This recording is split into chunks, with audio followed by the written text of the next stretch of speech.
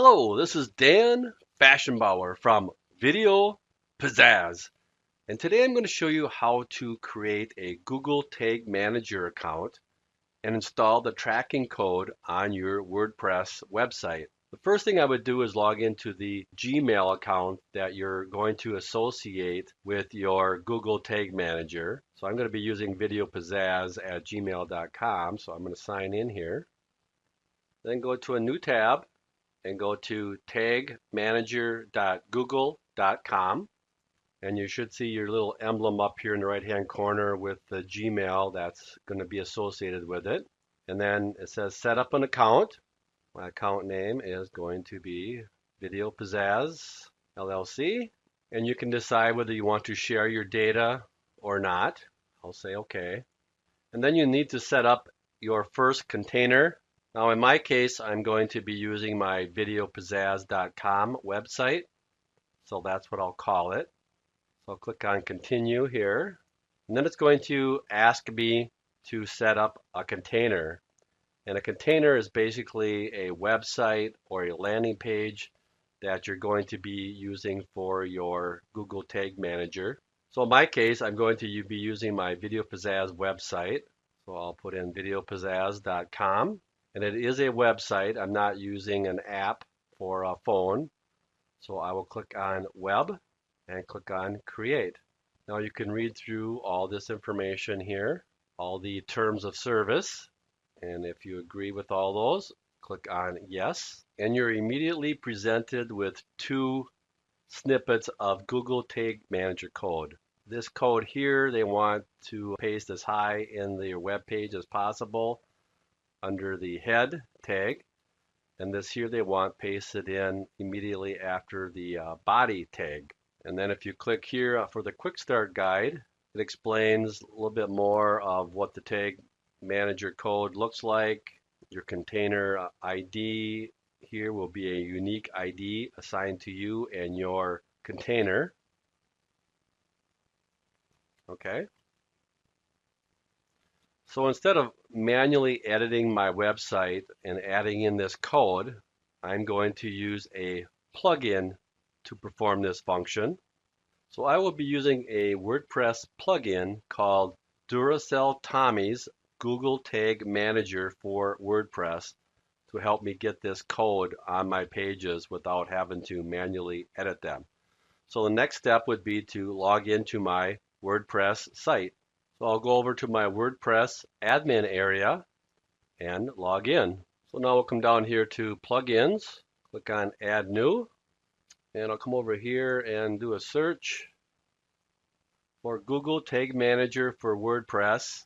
Okay, so we did a search for Duracell Tommy's Google Tag Manager for WordPress. This is what we want. Click on install now. And then we can activate it by clicking here.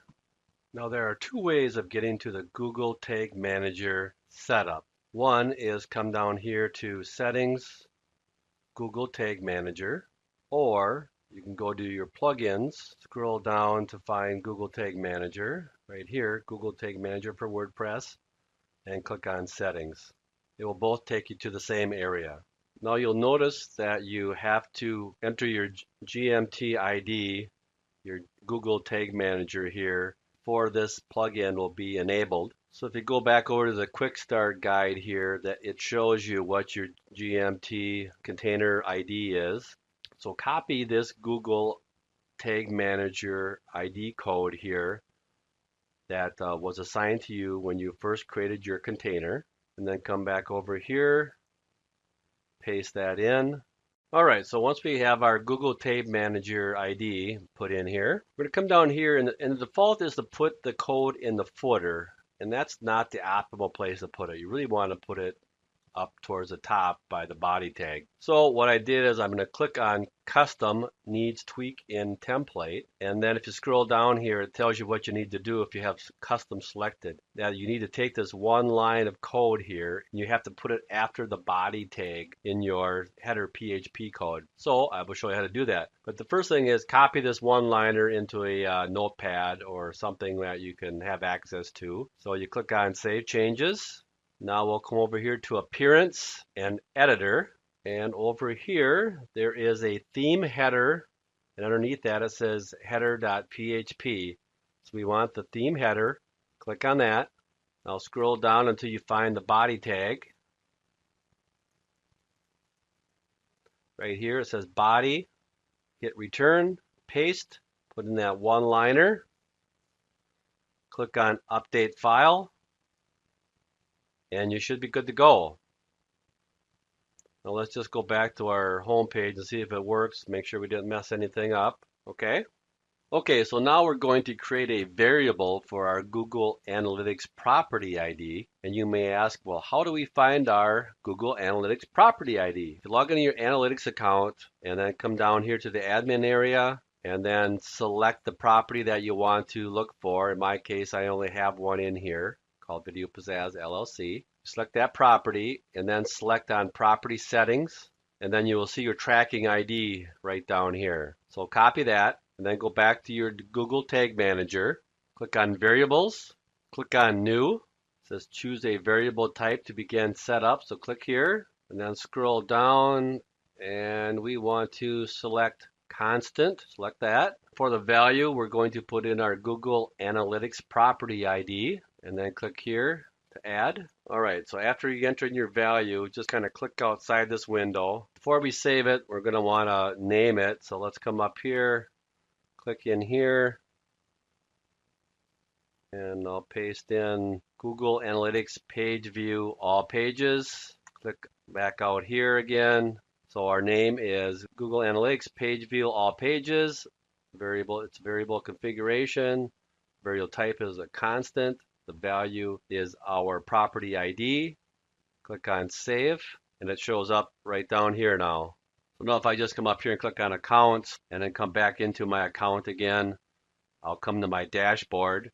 All right, so in order to add Google Analytics to our website, we need to create a tag. So come down here and click on Tags, click New, click here for a tag configuration.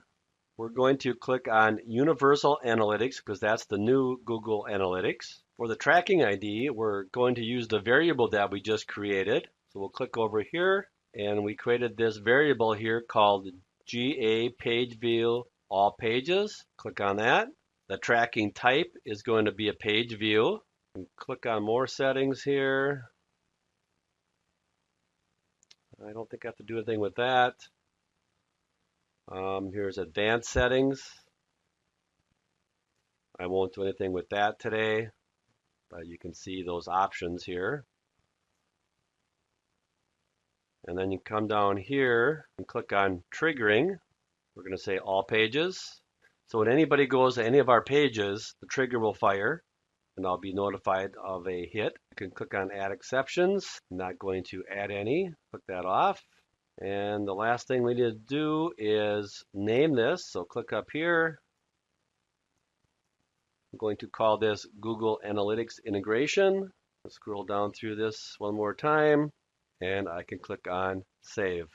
If I go back to my workspace, scroll down here, and it says that these two are in my workspace right now, the tag and the variable. And so to make those active, I'll come up here and click on Publish.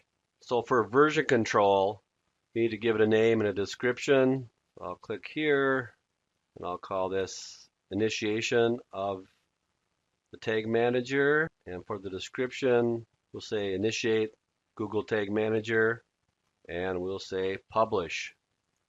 So our version 1 is called Initialization of Google Tag Manager. Okay, you didn't spell that very well.